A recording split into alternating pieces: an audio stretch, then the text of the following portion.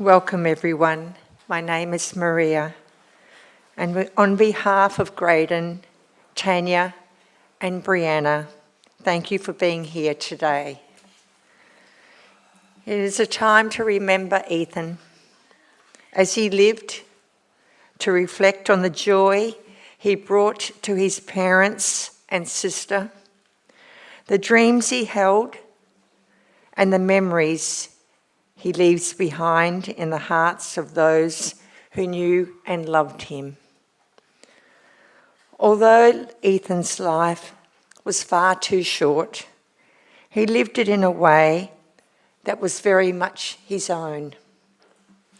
He was a young man with a cheeky nature, a good sense of humour, and a personality that made him memorable to those around him.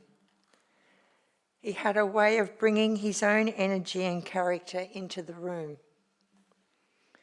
It is often said that a person's life is measured not only by the number of years they have, but the memories they leave in the hearts of others. The outpour of love is a testament to exactly who Ethan was. In a moment, we will hear about Ethan's life, the adventures he had, the mischief he got up to, and the memories that have become so precious to those left behind. Through these stories, we will honour Ethan and celebrate his life.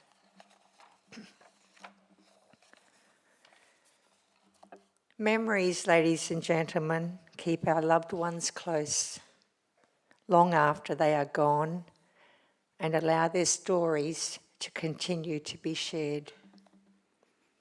It is now my privilege to invite Greydon, Ethan's father, and his sister Brianna to share some of those memories and the special place Ethan held in his family's heart.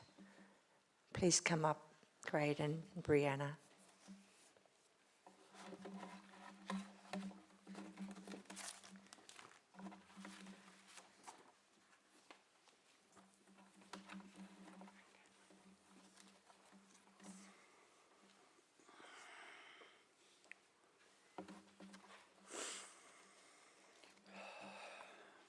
Thank you all for being here today, especially those who have travelled a long way to join us. Of all the hard things I've had to do in my life, standing here today is by far the hardest. How do I fit 21 years of memories into just a few short moments?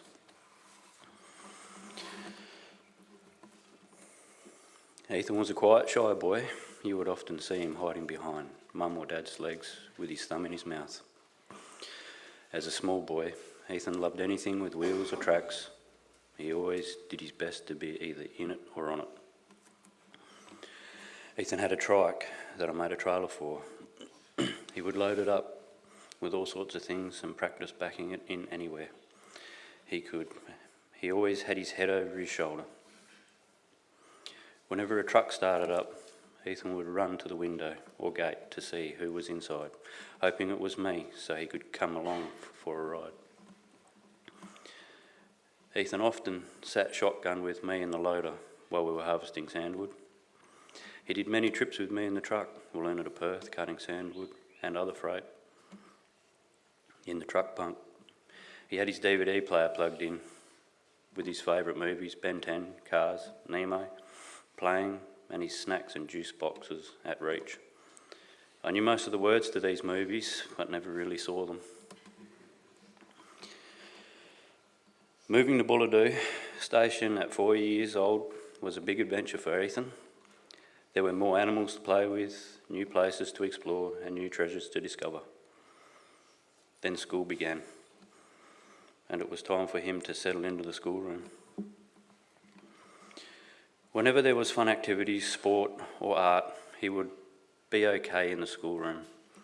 As soon as he had to do maths or English, he was out. Ethan enjoyed science because he loved seeing how things worked, especially when experiments took him outside. Whenever I came over to the house for smoko or lunch, I could hear Tanya calling for Ethan to come back. She would then ask me to whistle for Bluey, his border collie and partner in crime, so we could work out which direction he had nicked off to this time. During certain school holidays, I got Ethan all to myself to help with work. Our farm block needed to be prepared for seeding, so we got his cousin Jack out to help with Ethan to clear the paddock of shrubs, pickets and wire. Plan was for me to clear the shrub with the loader while they picked up old pickets and wire. They also had to get a fire going for the barbecue so we could have a sausage sizzle for lunch. My mistake. Well, I think they started off with more pickets and wire from when I showed them what to do on the ute than when they had finished. As soon as I was out of sight, clearing with the loader, they must have been practising their rally driving skills. Not only losing the load they had, but they ran over the barbecue too. Mum let Ethan knock off from school early, just before Christmas holidays in 2016. He was 11 years old. Ethan and I camped down the farm block in our family caravan for a couple of months to harvest our second crop of wheat. He would start early, work late into the night, stopping only when there was no light to see by. He was working like a man, driving the header and the truck. I couldn't have done it without him.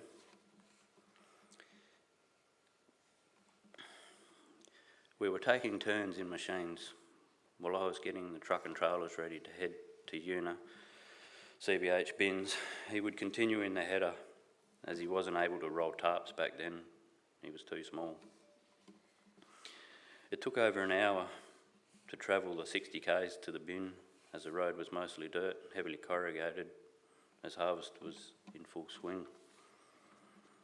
On the way back from the farm, on the way back to the farm, the block camp, where once the trailers were emptied, I would pull up just outside of Una and let Ethan drive the truck.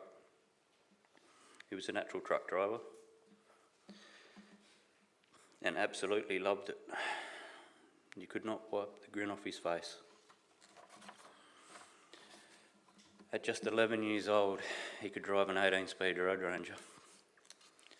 I was so proud of him and excited for what lay ahead. There was so much potential.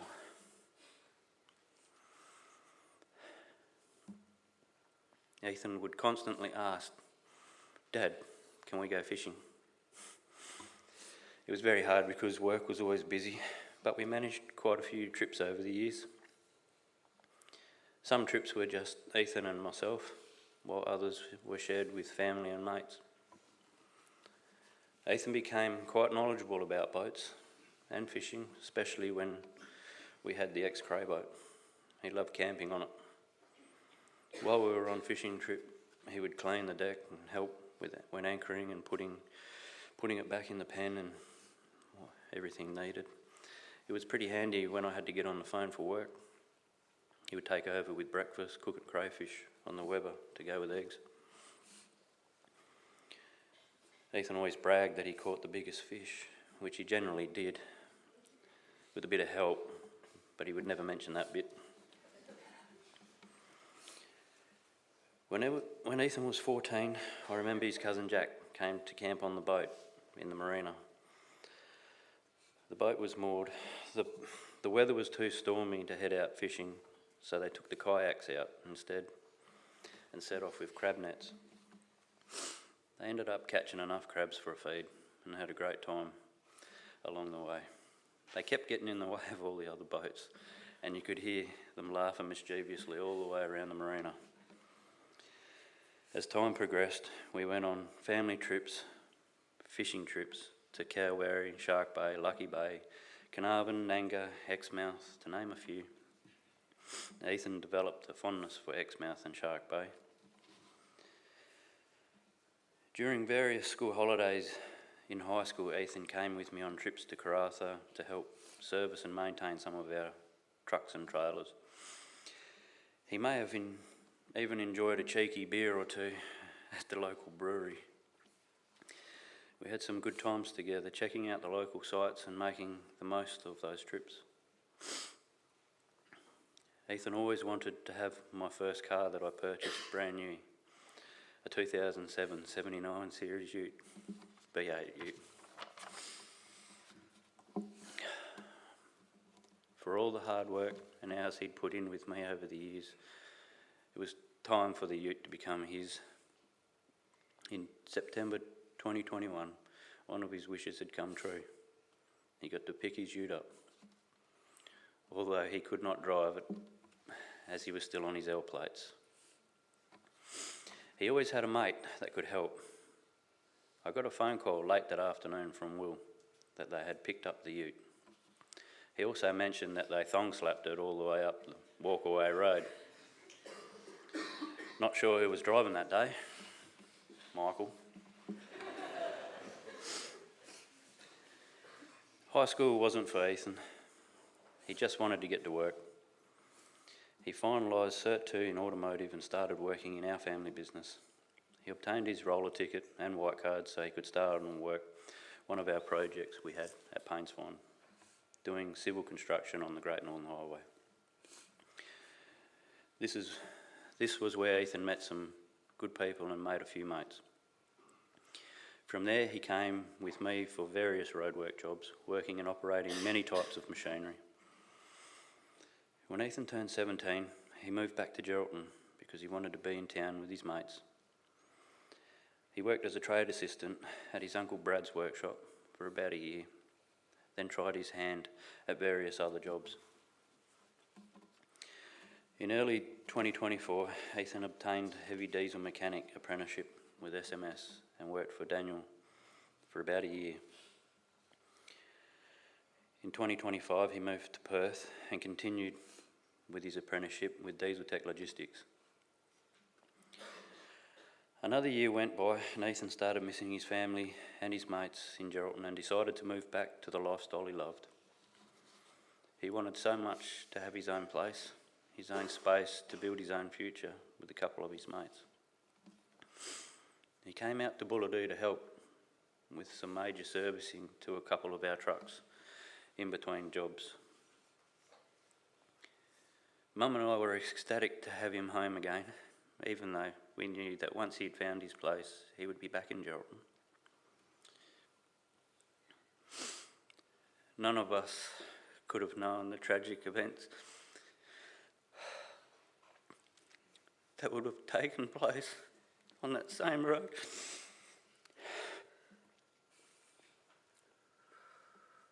He'd travelled so many times and knew so well. This has not only taken away Ethan's dreams and future, but has also left a void in the hearts of so many people. Son, I could help you fix anything on your car. As you would always say, it's only nuts and bolts, Dad. I wish with all my heart that I could fix this too.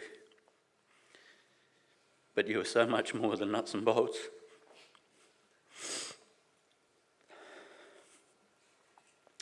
I'll always love you, my son, my best mate, and I'll always remember our good times together. Until I see you again and park beside you, goodbye, my son.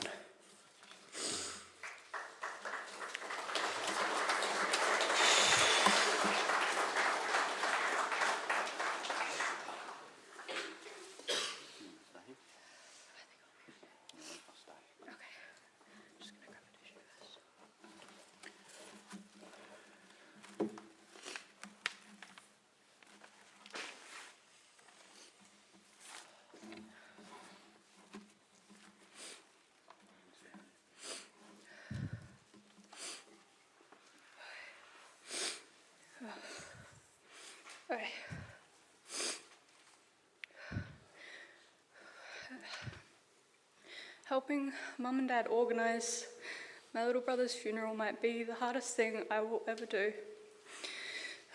But in doing so, I got to see how many people were affected by his passing. He's had so many friends and family that loved him so dearly, and he will be missed by so many people. I miss him. There are so many things he will miss and milestones that he won't reach, but he will be there with us in our hearts and memories. The good memories are what we should all focus on from now on. Like when me and Ethan were little and we'd walk into the bush around the station homestead and build little cubby houses. We would walk around collecting different things to build with, branches and old planks, car parts and scraps of metal, anything that we could carry. Sorry. After high school, we rented a place together in Tarcoola. Him still being a young guy, he was always eating. I could never make enough food. He always underestimated how much he was going to eat. He was always texting me while I was out too, asking to bring back food. I still have all his food orders memorised. It's all the little things like that that really get stuck in your head. Stay with us forever. Later on, after he'd moved to Perth, he'd take trips back to Geraldton, and he would take any chance he got to come back and hang out with all his mates. He'd pull into my place fairly regularly to take naps while he was travelling back and forth.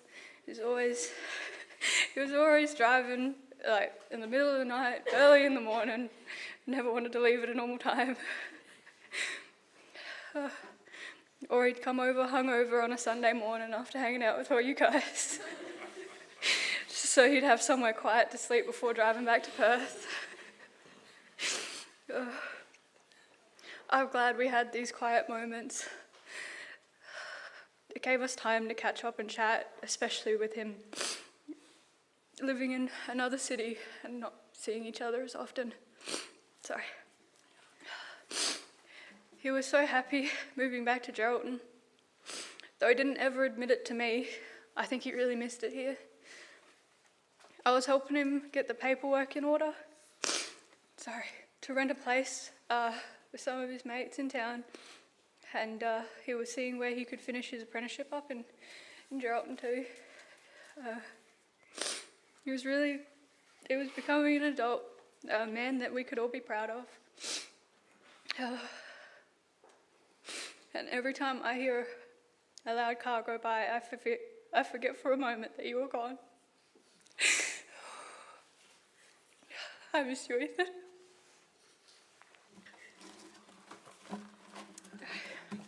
Well done, darling. Take the glass. Take a picture. Thank you.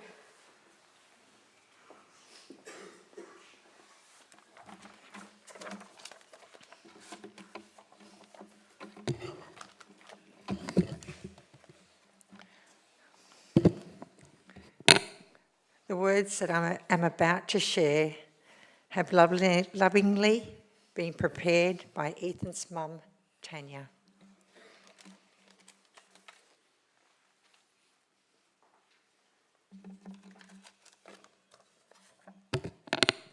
I don't know how I'm going to do this without you.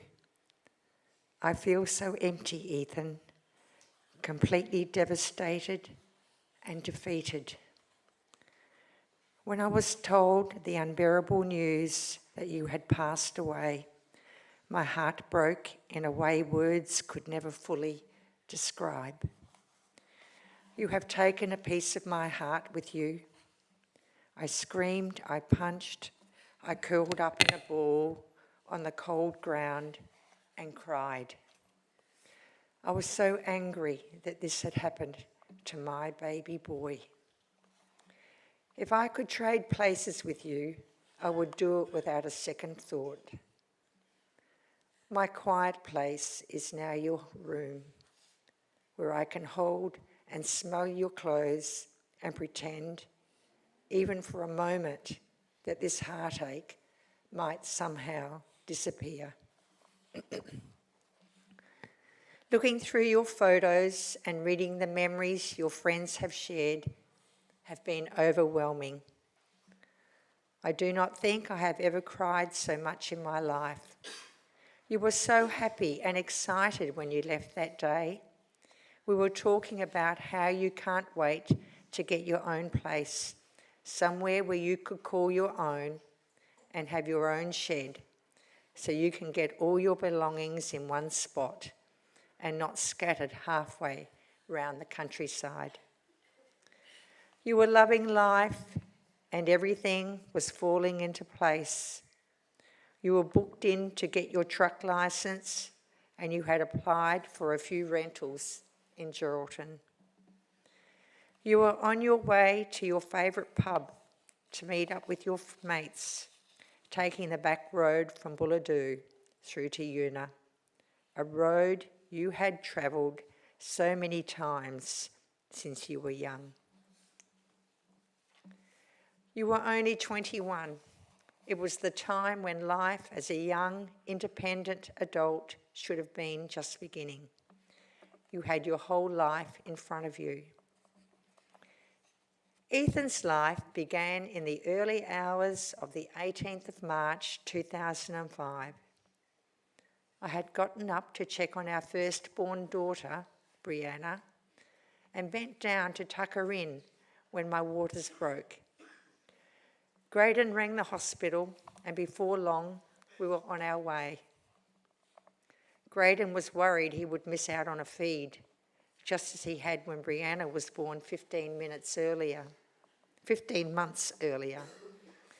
So while I was in labour having contractions and swearing at him, he pulled into Macca's for a takeaway breakfast.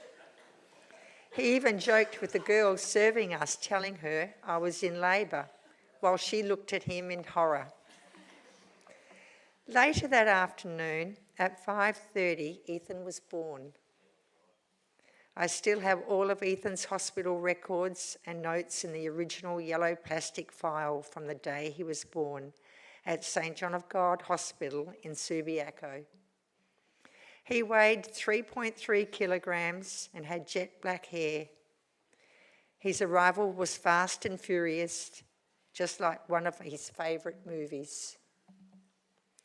During my pregnancy, I kept a list of possible names. 3 kept standing out: Eben, Ethan, and Lachlan. But the moment I saw him, I knew he was definitely an Ethan. I don't think Brianna knew what to expect when she came to meet her new brother. She walked into the hospital room with her Auntie Beck, singing and laughing, then stopped when she saw him. For a moment, she went quiet and tried to run back out of the room, only to run into the door. But she soon got over the initial shock and cuddled up beside him.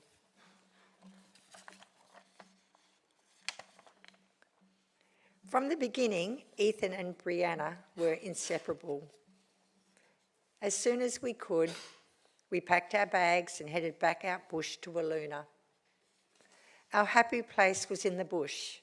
When we had time, we would go for drives and have barbecues at breakaways or granites. The kids would play in the dirt and make cubby houses with tree branches. When Brianna started kindy through School of the Air, Ethan wanted to join in too. He loved the fun parts: painting, gluing, cutting paper, and making cars out of cardboard boxes. Everything felt exciting. But when it came time for the learning side of things, it was a different story. He would head outside with his Tonka trucks and play in the red dirt instead.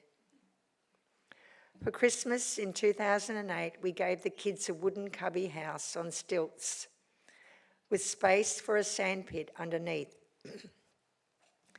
and a slide to play on. They loved spending time in it, especially having lunch inside with fairy bread and juice boxes among their favourite snacks. Ethan's first obsession was with the Ben 10 cartoon series. He had to have every DVD, the watch, the clothes. He even had to have a doona cover. Then it was the Lego sets. I think we could build a house with the amount of Lego we have. In 2009, we decided to buy Bulladoo Station in the Murchison, making it our new home.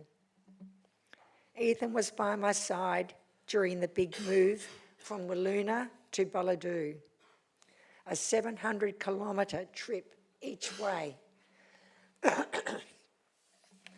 Greydon was working in Menzies at the time, finishing off our sandalwood harvesting contract.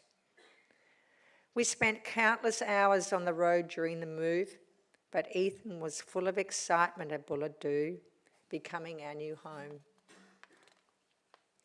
We were closer to the family and all his cousins as they lived in the Geraldton area, only 100 kilometres this time and not 700 kilometres.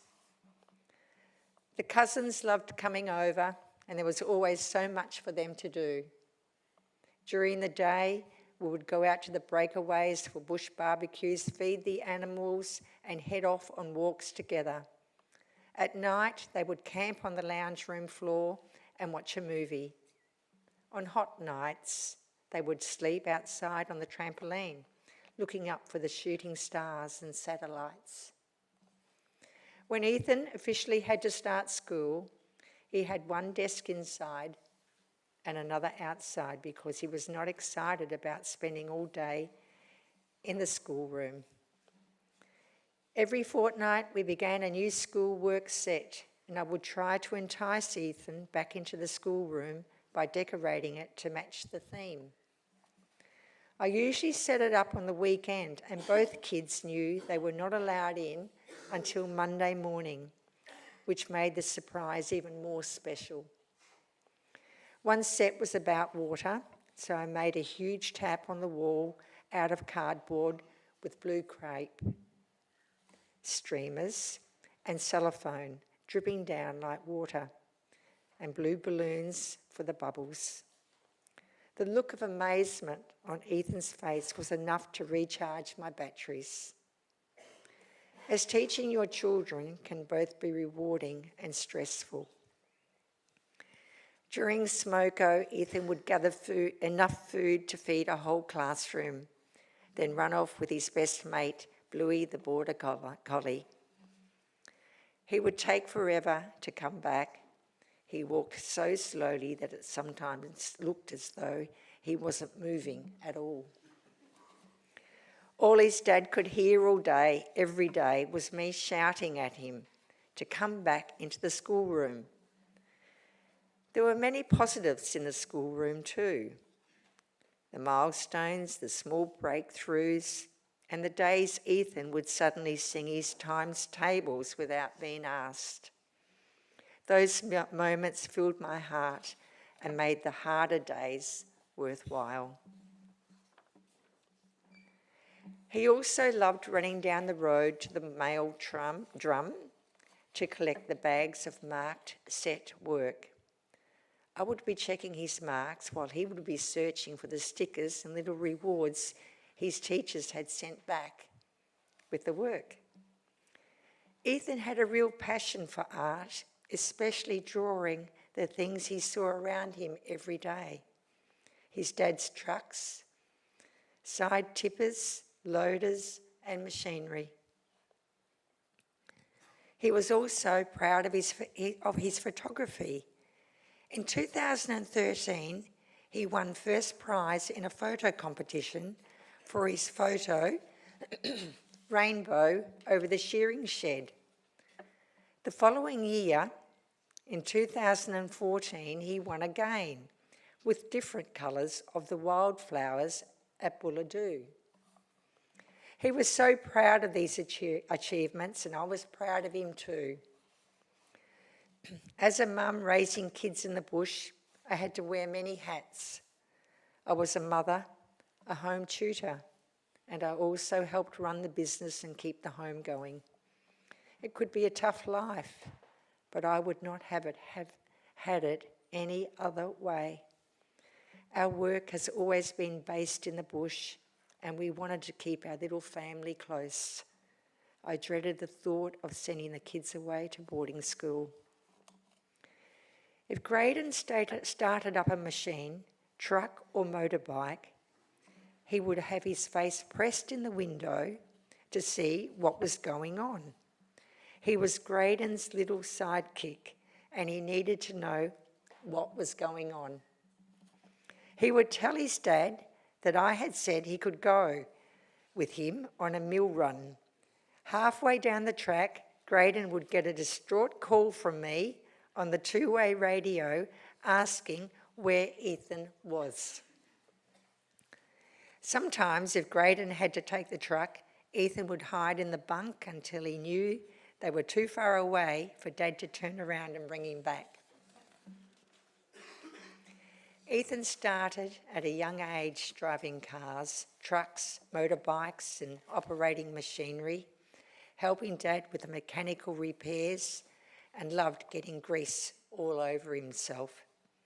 That never changed. Ethan knew what he wanted to do with his life. He wanted to become a heavy diesel mechanic and work on trucks. When Greydon was away for work, Ethan stepped up as the man of the house, the one who watched over us and made sure we were protected. He was also Brianna's protector when they were in Geraldton.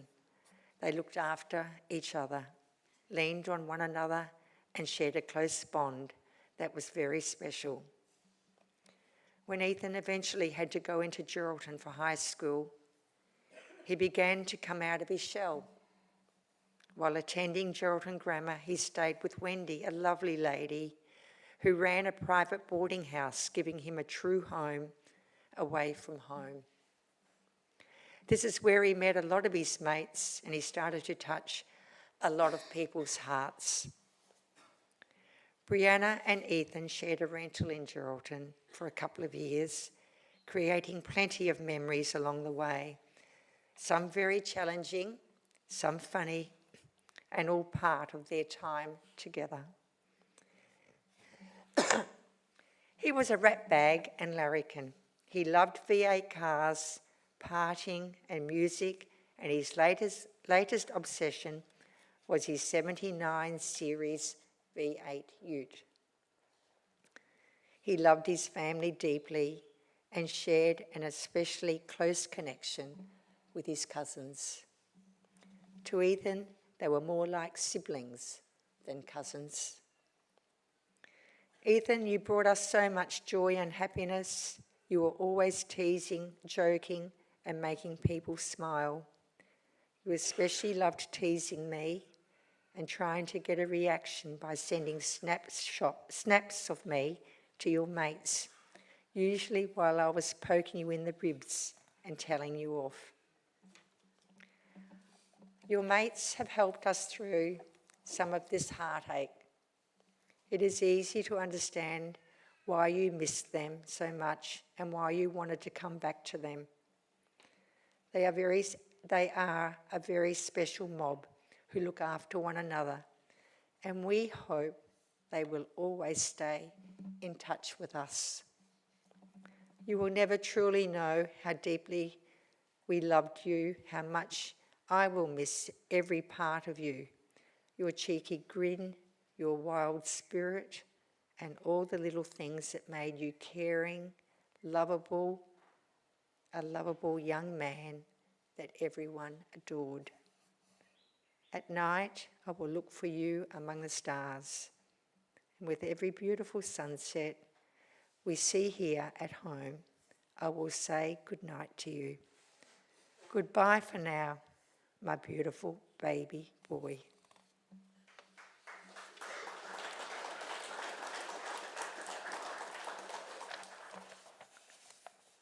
We are now going to have a few people come forward and share their memories of Ethan. If each speaker would like to come up after the one before. Yasmin Mead is the first one.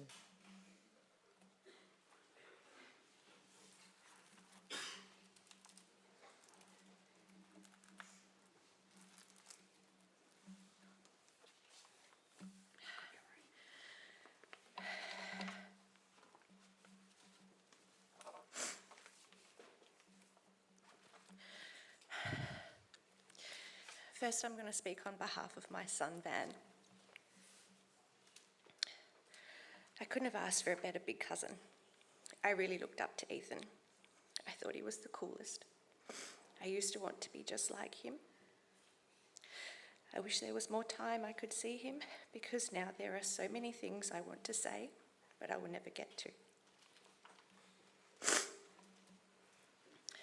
And now for me. Ethan, I cherish the last time I got to spend with you on your 21st birthday. I was in awe, admiring how grown up and handsome you had become, and how much like your dad you were. You were caring, kind, and respectful, and interested in everything that everyone had to say. What I loved the most was how unapologetically comfortable you were just being yourself. This is how I will always remember you. Goodbye, my nephew. You're forever in my heart. Love, Auntie Yaz.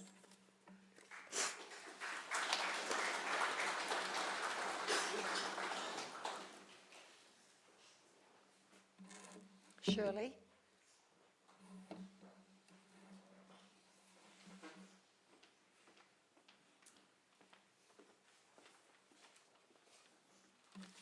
Good morning.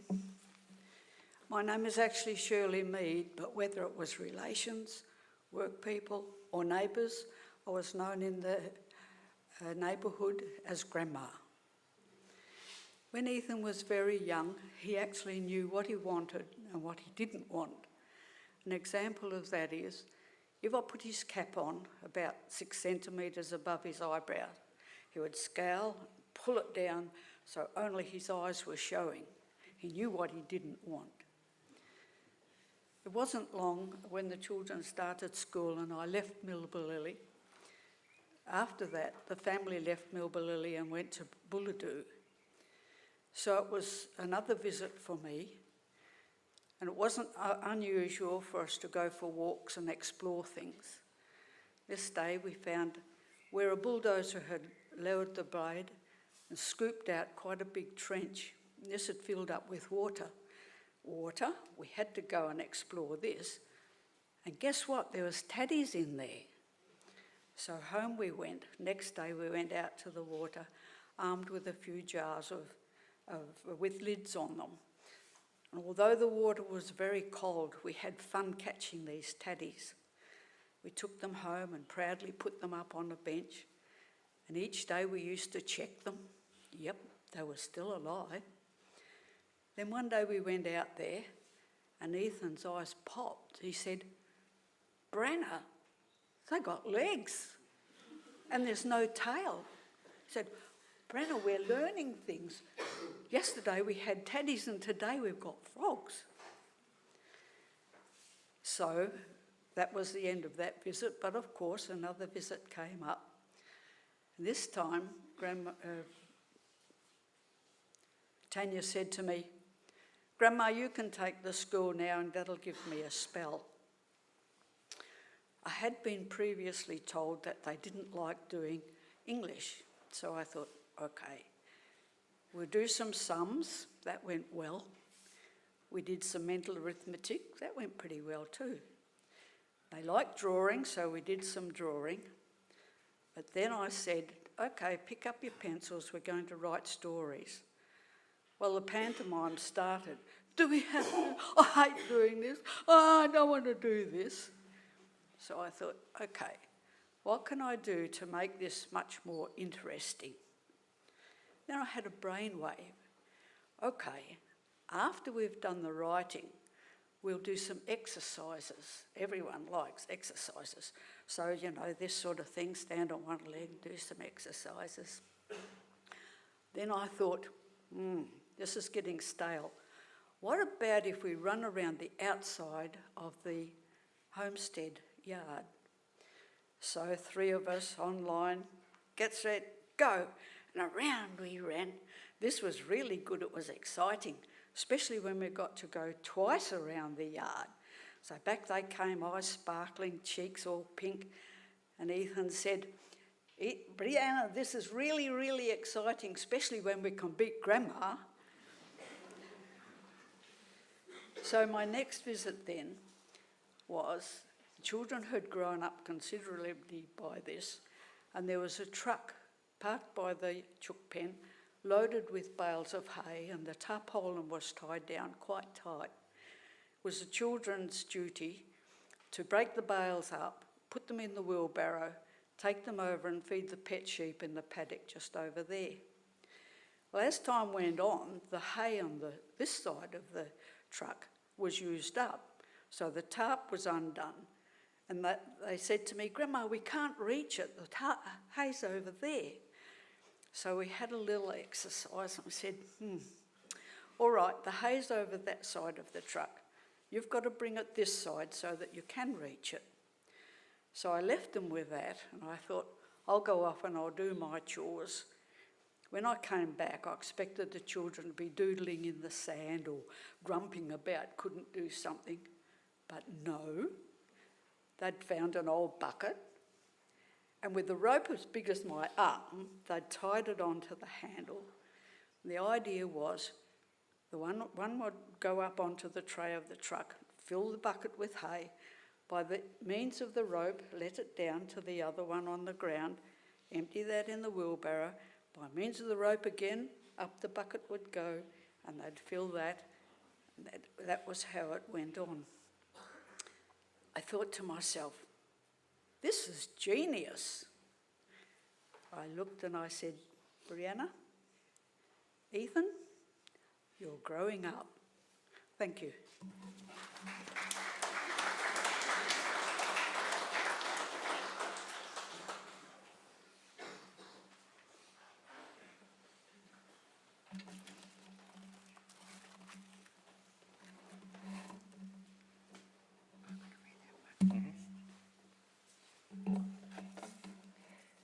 This tribute is from Grandma Norma,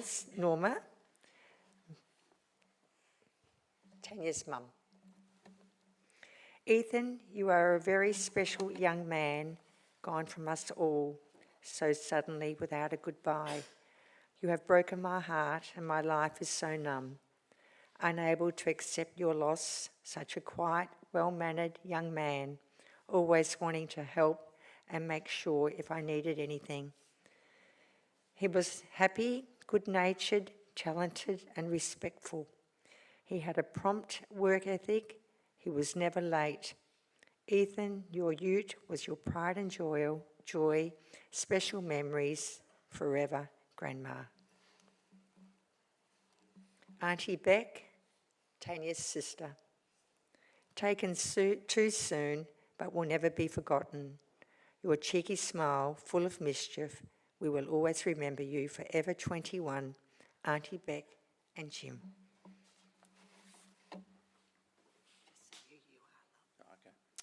Hi ladies and gentlemen, my name's Gareth. I am Ethan's cousin. On behalf of the family, I'm reading some tributes. The first one is from Zoe, Ethan's cousin. Ethan, you are so genuine, so quiet, especially after a few beers, so loud and goofy. I'll miss hearing your cheeky retorts. You make people that make us cramp up laughing. Retorts about people. He was like that. If you're lucky enough in earshot, even if it was the side eyes, you'd give us, even with something funny was about to be said, even if it wasn't meant to be said. I'll miss you, cuz, love, Zoe. The next one is from Brooke, Ethan's cousin. Ethan, my little cousin, my little brother, our beautiful boy. I don't think there'll ever be enough words to truly explain what you meant to all of us. You were so much more than a little cousin. You were my little brother, someone I loved deeply. I was so proud to have you in my life, and who will forever hold such a special place in my heart. The love and loyalty you and your family was something truly special. You had a beautiful way of making people around you feel loved, cared and protected. I will forever hold onto all those memories and times we shared. The laughs, the silly moments, the conversations, and that beautiful smile of yours is something I'll never forget. It's one of the many little things I miss more than words can ever explain. Ethan, I would give everything to have one more moment with you, to hear you laugh, see you smile and give you a hug. I will forever cherish every memory we made. You always will be my little cousin, my little brother, our beautiful boy. Till we meet again, our beautiful boy, forever loved, forever missed, forever in our hearts. Brooke. This one is from Jessie, Ethan's cousin. I will forever cherish seeing what was meant to be the beautiful beginning of you and Summer, your niece, forming a beautiful bond. Seeing the small smiles shared between you two will always warm my heart. Knowing that you'll always be there for her and be your favourite uncle. I will forever miss the random messages telling me to come to the pub, only for you to buy me a drink and then leave. I wish we could have had more time together. I hold every memory I have of you close to my heart. Until we meet again, Ethan. This one is from Hayley, Ethan's cousin. My big cousin, brother Ethan. Ethan wasn't just my cousin, he was my brother. There are moments when I wish I could roll back time and take all the sadness away. My brother, you were cheeky, always up for a laugh, and always had that grin on your face. You could look at him and just know he was about to say something stupid, or was already thinking about doing something stupid. Those are the things I remember most. The laughs, the banter, the stupid stuff, and all those little moments that might not meant much to anyone else, but meant everything to us. I'm going to miss having you around. I'll miss your laugh, cheekiness, and grin. It's hard to accept, but we won't get the chance to make any more memories. You left us far too soon, but you left behind so many memories and so much love. I'll carry those with me for the rest of my life. And knowing you, you'll probably be up to some stupid shit already, causing trouble and having a laugh. Until we meet again, my brother, love you forever and always. Love you, little cousin, Hayley. This one is from Hannah, Ethan's cousin. I'll forever miss my big cousin. You were like a brother to me. Those 2 years I lived with you in Browner were the best years of my life. There was never a dull moment. The nights, me and Bree would be out and we'd just get a random text asking, what are you doing? Where are you? Or you would just rock up to wherever we were and pinch a drink. I never thought I'd say this, but I really miss you picking on me, or when you used to see me drive past, you would turn your lights red and hunt me down. You're an amazing bloke and I'll forever love and miss you.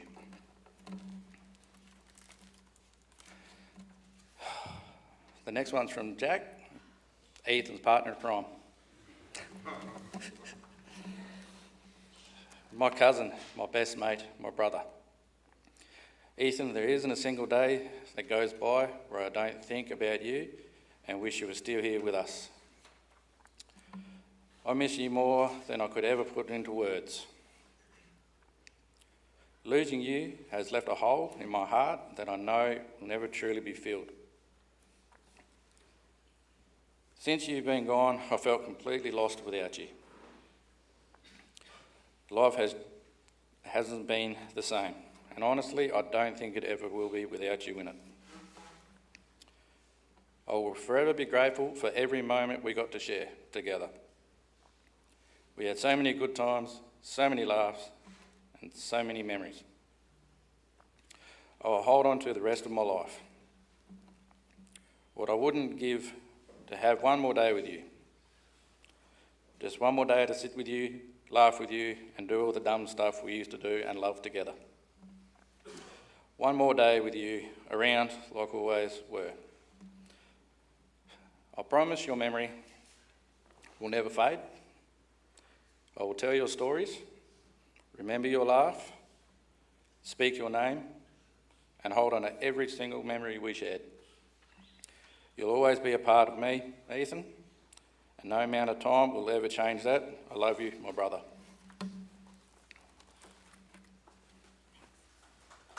Thank you, Gareth.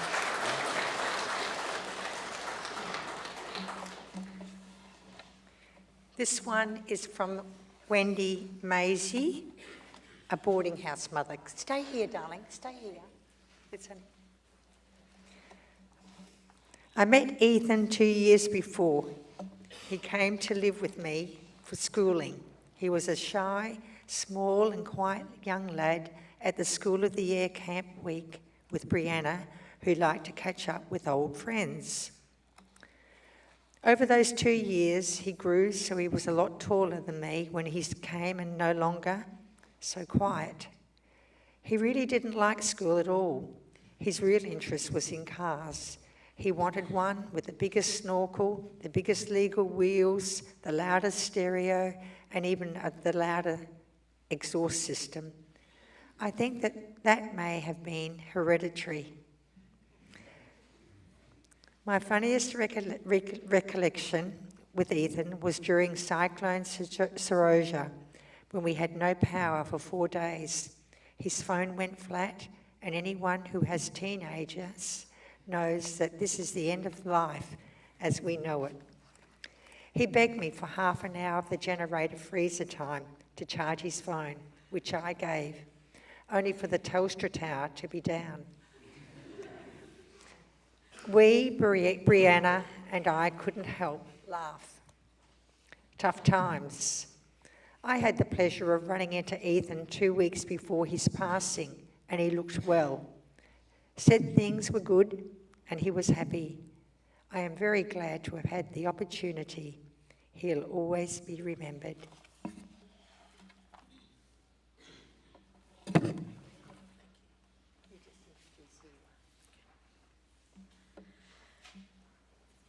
Good morning. I'm Jenny Wilson, and I was one of Ethan's teachers at Meekatharra School of the Air for a few years when he was way back there in primary school. Ethan had to do extra lessons with me to strengthen his reading and spelling, so you can imagine how that went down after hearing all this. He could be very stubborn, and when he couldn't or didn't want to do something, he just wouldn't answer me. He taught me patience, to give him time and to give me time to present the task in a way more suited to his learning style. I remember Ethan being quite shy and reserved, so it took a bit of time to get to know him. On one occasion, when I was very frustrated and swore very lewdly, and I hadn't muted my on-air microphone, he heard the lot. To his credit, he found it very funny, and so did his mum, thank you. Could have lost my job over that one. I loved hearing about Ethan's life in Bulladoo, and I'm grateful that he shared some of this with me. Ethan talked about his holidays at Lucky Bay and fishing with his dad. Through Ethan, I got to know more about the region I lived in, and I really enjoyed visiting Ethan on the station. Ethan had a great sense of humour and enjoyed watching the funny video clips I would play at the end of our lesson. He introduced me to Red Foo and his favourite song at the time, Let's Get Ridiculous. From what I've been hearing, that sums him up.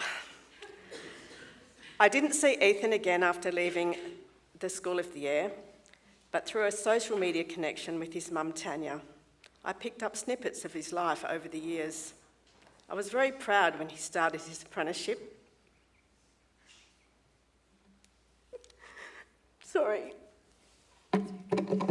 He would have been so relieved to have finished with school and taking the first steps towards his future.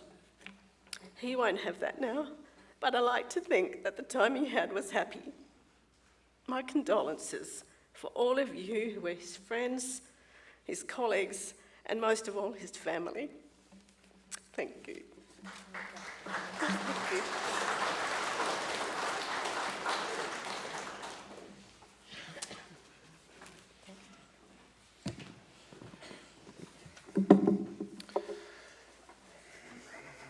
Good morning, everyone.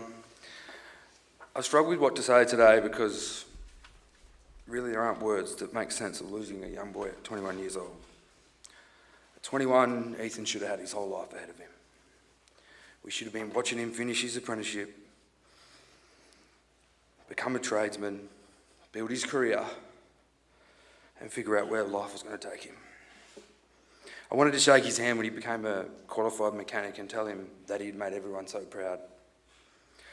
I wanted to see what sort of tradesman he'd become and where life would take him. Unfortunately, none of us are going to get that opportunity. He wasn't the loudest person in the workshop, and he didn't need to be. He'd turn up, get stuck into whatever needed to be done, and just get on with it. He was loyal, he was kind, and he was hardworking. When I say he always turned up, he always turned up.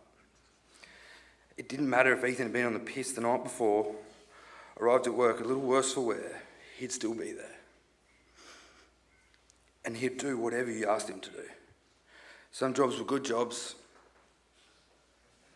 some jobs were shit jobs, but Ethan never complained. As an employer, you can't ask for much more than that. When you take a young apprentice on, you think your job is to teach them. Teach them how to swing spanners, diagnose problems, and do things properly. And then help them eventually turn into a tradesman. Somewhere along the way, without noticing it, they're no longer just an apprentice or an employee. They become part of a crew. You start caring for them like they're your family, and you offer them life advice along the way. I was proud to have him working for us. His work ethic, his loyalty, and more important, the type of young man he was. To Ethan's family, I want you to know how much he was valued, and we were excited to have him back at SMS, and how much he was respected by his work crew. You've raised a bloody good young man, and he's a credit to you guys. There was a future there for Ethan. It's one of the hardest things to accept. 21 years simply wasn't enough. There'll be an empty place in our workshop now. There'll be jobs Ethan should have been doing. There'll be beers we should be drinking together and tools he should have been using. There'll be plenty more of those mornings where he probably regretted what he did the night before. And I'd give anything to have him walk back through those workshop doors, hungover or not, just one more time. Ethan, mate, thank you. Thank you for your loyalty. Thank you for never complaining. Thank you for always turning up. Thank you for everything you did for us.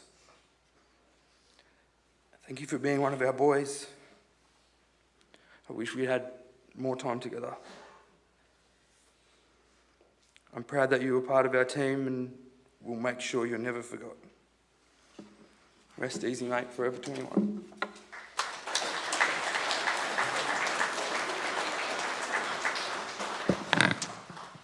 Well done, Daniel. Now we will hear from Jasmine Duncan.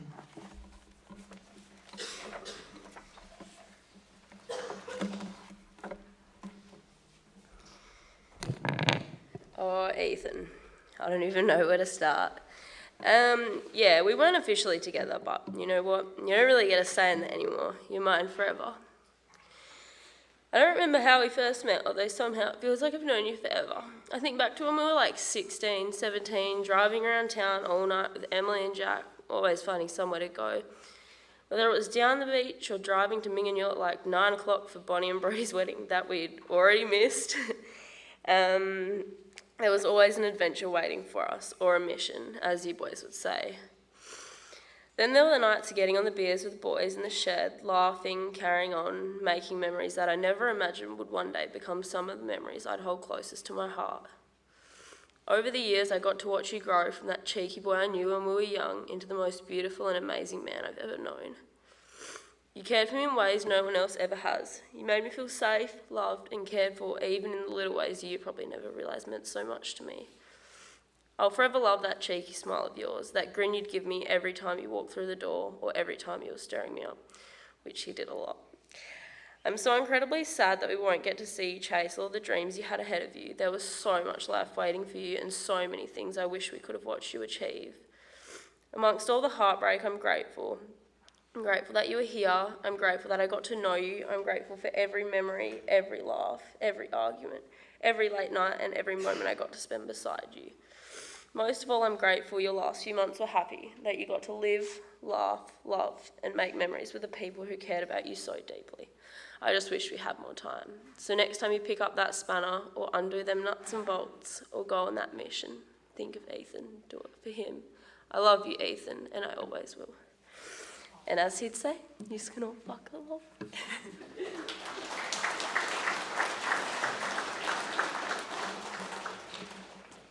Well done, Jasmine. Ladies and gentlemen, we'd now like to share a collection of photos celebrating Ethan's life. Each photo holds a memory, a story, and a piece of the person we love and miss. We invite you to watch, remember, and hold those moments close.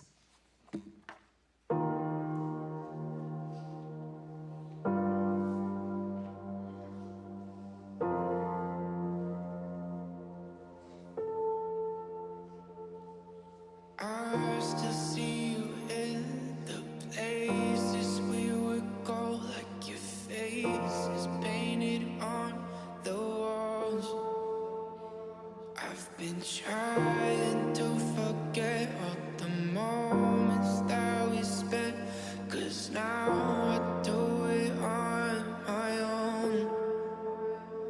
Oh, you and I were like this summer, but now it's winter here on my own.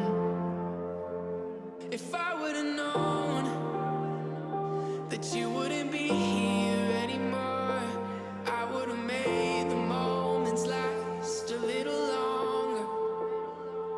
'Cause now I'm alone, and you're just a memory in my mind. I would've given anything to say goodbye. If I would've known,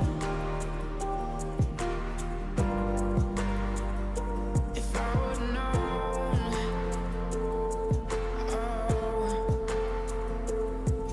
Oh, I remember how we would laugh all the time, but now you're not around. And I'm just trying to find something else to fill the empty spaces you left behind. But nothing ever seems to work. I've been thinking about the things that you used to say, even not around. You're in my head every day, but it's fine, I don't mind. I promise I'll be okay. If I would've known that you wouldn't be here anymore, I would've made the moments last a little longer. 'Cause now I'm alone, and you're just a memory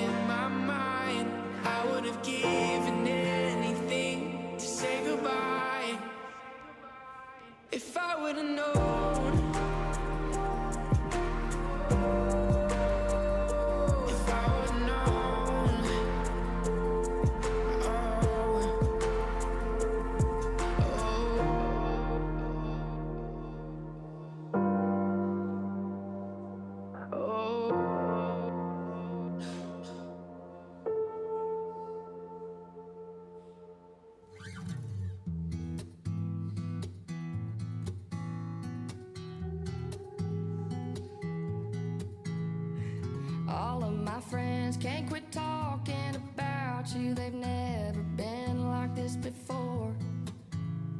The way that you turn every head that's around you the second you walk through the door. Safe to say that you made me insane, even crazy, got my whole world upside down.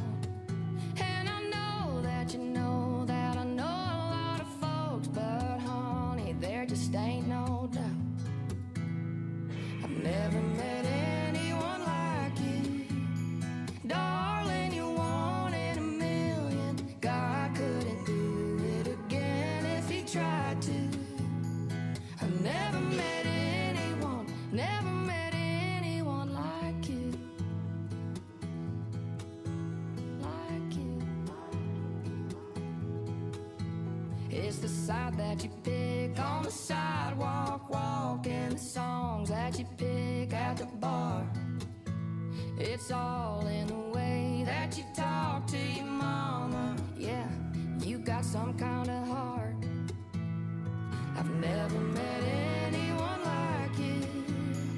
Darling, you're one in a million. God couldn't do it again if he tried to. I've never met anyone like you. 'Cause you said it was us till the end. Then you went and hooked up with my friend. And you blamed it on me, left me crying in pieces. Damn, what a piece of...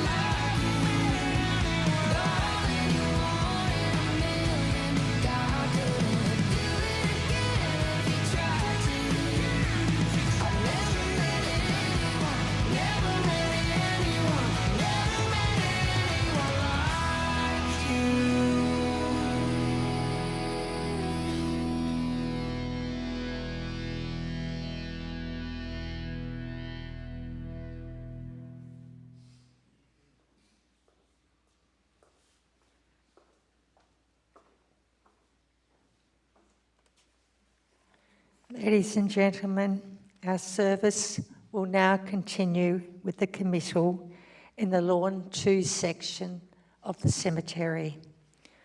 Following Ethan's committal of burial, a light luncheon will be served in the condolence lounge next door to this chapel for family members and the elderly only. For everyone else, Ethan's family warmly invite you to continue sharing memories and stories of Ethan with them at the Nabalwar Tavern from approximately 2:30 p.m. this afternoon. There are bus times in the booklets and flyers for your reference. I now ask the Guard of Honour to take their places, please, and the pallbearers to come forward to escort Ethan's casket back to the ute for his burial. And everybody else, please just follow out of the chapel. Thank you.